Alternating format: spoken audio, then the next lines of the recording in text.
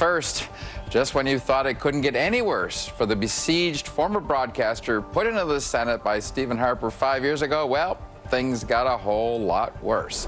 The RCMP's produced documents showing Duffy paid a former co-worker for speechwriting, research, advice on obesity, and hiring staff. Trouble is, Gerald Donahue told police he did none of the above for those tax dollars. Now comes the obvious question, why would Duffy use public money to pay someone who did no work for him? Let's convene our MPs, and I must stress for once again, we invited a Conservative to attend. But as is becoming their custom lately, they declined, although we do have a chair empty here waiting for them if they do change their mind at the last minute. But we do have NDP MP Craig Scott, who's also the critic in charge of Democratic Reform. And we have Liberal MP Joyce Murray. She joins us in Vancouver.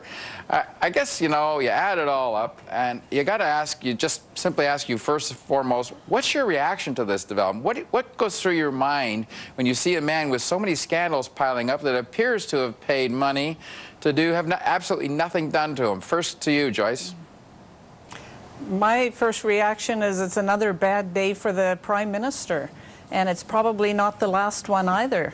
I mean, every week, another scandal, another ethical breach in his team becomes apparent, and now there's new allegations that, as you described them, are really bizarre. Okay, Craig, we should stress that he's been kicked out of the Conservative caucus, but he was put into the Senate by Stephen Harper. I'm sure you'll bring that up. What's your take on what you're hearing from these latest allegations? Well, it's almost getting to the point that this is becoming tedious, that each week we get something new, and Mr. Duffy tends to star in the new soap opera episode each time we hear something, but there are others out there that have not exactly rained glory on the Senate, which is one reason the NDP takes the position we do, that we'd like to see the institution gone. And today we also put forward some measures we'd like the other parties to talk seriously with us about to fix the Senate. All right, we're going to get to that later, but since you've brought it up, what are the measures you guys are proposing? Well, quite simply, a series of measures to have senators step away from partisan activity, so that not only must they withdraw from their caucuses and no longer be part of the whole apparatus of the party on the Hill, but no more travel for partisan purposes, no more speech making for partisan purposes, no more using your offices for fundraising, organizing, and all the other activities we know a certain number of senators are very good at. Joyce Murray, does that sound feasible to you, or a bit of a pipe dream? Well, it sounds to me like that's treating the symptom rather than the cause of this problem that we have. I mean, the cause really is a bad appointment process, and we Liberals would like to see the appointment process change. So we have, and I just do want to mention, there's many senators that are doing important work. I mean, think about Senator Dallaire, who's brought child soldiers and PTSD to the world's attention and is doing substantive work on these very difficult issues. So let's have an appointment process that actually leads to capable, competent people focused on good public policy and able to really add value. That's one. The second is transparency.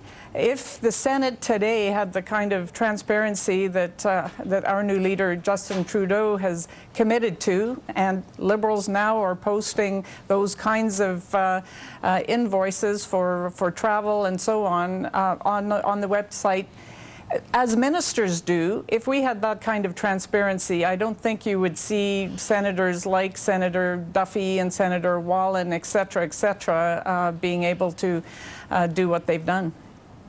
I should point out, RCMP Corporal Greg Horton is the investigator on this file, and it was almost by accident he sniffed this as something wrong. He saw a number, and he went after it and did some pretty good legwork to find out that these billings seemed a little bogus. But I'm curious, Greg, is this just one bad apple in the barrel, or do you think this is symptomatic of something that might be more widespread?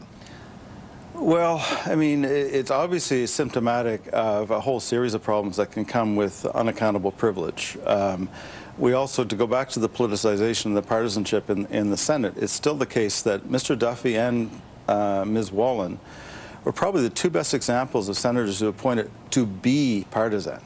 And so they're kind of, just as he's the caricature of all the corruption problems of the Senate, he's also the caricature of all the problems with excessive partisan activity that totally makes a mockery of any claim that this Senate for decades has been able to carry out a sober second thought function. And that's why we want that distancing from the political process for senators. You raised the point, and you said this is getting tedious. I wonder how you and what you anticipate the public reaction will be to this Duffy story if it keeps rolling out as it seems to be in the police documents. Is this going to infuriate them? Resign, resign, resign. I think a lot of people are already thinking that, and surely this individual, Mr. Duffy, must really be contemplating whether or not he should be staying in the Senate. And people's first reaction is, you know, get out of there for the sake of the institution, if nothing else. Well, but he's got another year and a bit before he gets a pension, so he's probably hanging on by his fingernails. Yeah, Joyce, I guess it's dangerous to do this, but can you venture an opinion about why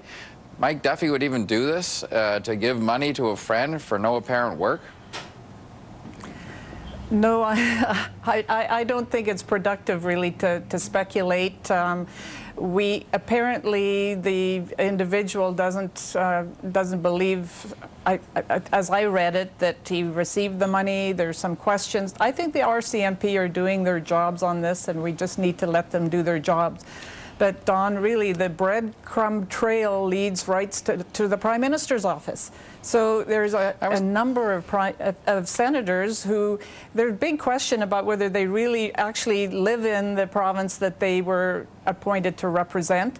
There is the lack of transparency on key issues like the $90,000 check that implicates the Prime Minister's office itself. Senator Duffy, Duffy went to the PMO on this issue. The members of the PMO were involved. Wright wrote this check, and I think that the Prime Minister has to actually level with the public on what he knew and provide some of the documentation that they've been unwilling to provide, and start to actually correct this problem. All right. Well, there's an awful lot of layers to this story that keep getting more and more. We appreciate both of you coming in to talk about it. We'll have more reaction with our journalists coming up in about 45 minutes or so.